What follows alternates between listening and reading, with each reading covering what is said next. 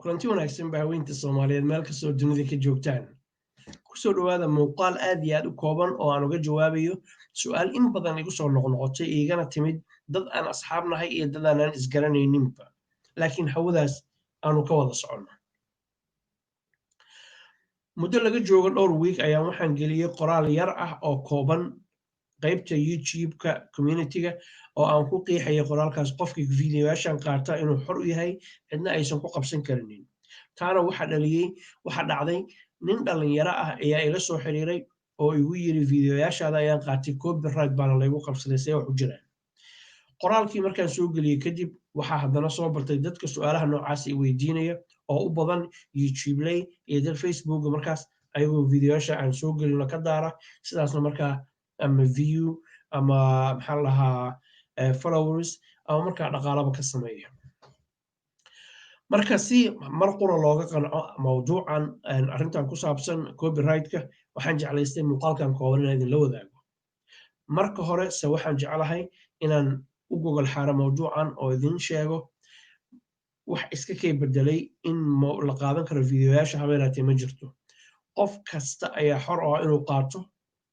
meel kastoo dunida ka joogo haddaad qaadanaysid in yar oo videoga ka mid ah iyo haddaad videoga dhanba wada qaadanaysid xor baa u tahay aniguna ma ihi qofka usoo diraya ama qof aniga iga socda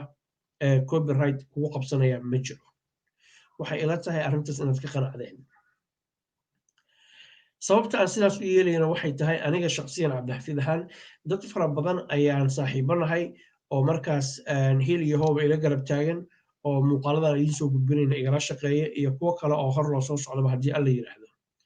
marka dadkaasu maadaama si walaaltinimo ay ila shaqeeyeen wiil ama gabadh dhalinyaro ah oo Soomaaliyeed oo YouTuber ama Facebooker ah ama Facebooka maaragtay ku shaqaysata oo aan heli karinin qofka aan wareysanayno aysan u sahlanayn muuqaaladii qof u jarjara mararka qaarkood aan haysanin oo edit gareeya sound system fiican aan haysanin waqtiguusan u masaabaxaynin meel amni inaysan joogin laga yaabo inaan anigu shaqsiyan ka hor istaago muuqaal aan duubay waxaan u arkaa dadka ila shaqeeyeyna uma celinin walaalkaana ma caawinin ama walaashaas sidaa awgeed dunidu waxay ku qurux badan tahay marka gacanta la isqabto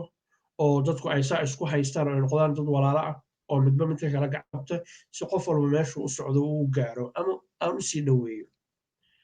ama aniga la ii sii dhoweeyo sidaa awgeed ayaa waxaan u arkay inay muuqaaladan ay qof walba u qaadan karo dadkan aan laga hor istaaginin arrintaasuna waa biyo kama dhibcaan meesheedan ayay joogtaa waxaa jirta arrin kaloon cidna i weydiinin laakiin aniga ii muuqata inay dadka qaarkood isweydiin karaan mathalan waxaa dhici karta qof aniga aan jeclayn barnaamijyadan soo daaya aan jeclayn laakiin jecel inuu qaar intuu kasoo qaato fiidiyoyaashaas uu markaas commentary raangareeyo ama commentary waxaa la dhahaa reaction uu ka bixiyo falcelin videoa uu ka bixiyo falcelintaas oo aniga markaas lid igu ah dhaliil igu ah qofkaas ka waran cabdixafiido sida qofka kale ee taageersan uu qaadan karo ayuu qofka i eedeynayana u qaadan karaa sababtuna waxay tahay qofka i eedeynaya waxa uu leeyahay fikir iyo aragti iyo maskax wuxuu xaq u leeyahay inuu i eedeeyo asagoo isticmaalaya videogeygii waxaana ugu ogolaanayaa sidaas waxay tahay xorriyatul qowlka in la caburiyo ma aaminsani haddii aad jeceshahay inuu qof walba ku taageerana waxa weeye adduunku macnaha ka lumaya haddii dadka o dhan ay ku wada taageeraan waxa fiican dadka qaarna inay kaa soo horjeestaan qaarna ay ku taageeraan shalay kuwii ku taageeraya maanta ay kaa soo horjeestaan kuwa ay dhahaan walaahi ninkaas waxba iskama bedelin meeshiisii buu joogaa hay soo marinin quruxda adduunku sidaas weeye oo waa harka labadiisa gelin baa la yidhaahdaa marka sidaas awgeed ayuu qofka iga eedeynaya ama fiidiyoyaashayda dhaliilaha ii soo jeedinaya uu xaq ugu leeyahay xorna ugu tahay inuu fiidiyoyaashaas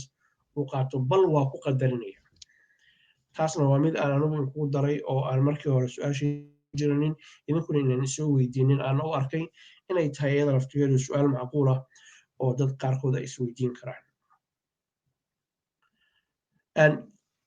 intaas ayaan jeclahay mawduucan inaan kusoo koobo waxaana isleeyahay labadaas su-aalood ee isku sidkanayd odaygu wuu idinkaga dhacay haddii ay marka copyright video ka socda oo YouTube ka socda uu ku yimaado oo lagu yiraahdo cabdixafiid baa kusoo dacweeyey oo video kugu qabsaday waxaan idin xaqiijinayaa qofkaas inuusan aniga ahayn waxaad ka walwashaana aysan jirinin waa ku celinaya haddii copyright dacwo ay kuu timaado lagugu qabsado copyright video anigu aan soo geliyey waxaadna ku garanaysaa anigu inaan soo geliyey channelka magaciisa ku yaala laakiin haddaysan magacayga wadanin anugu mas-uul kama yahay dabcan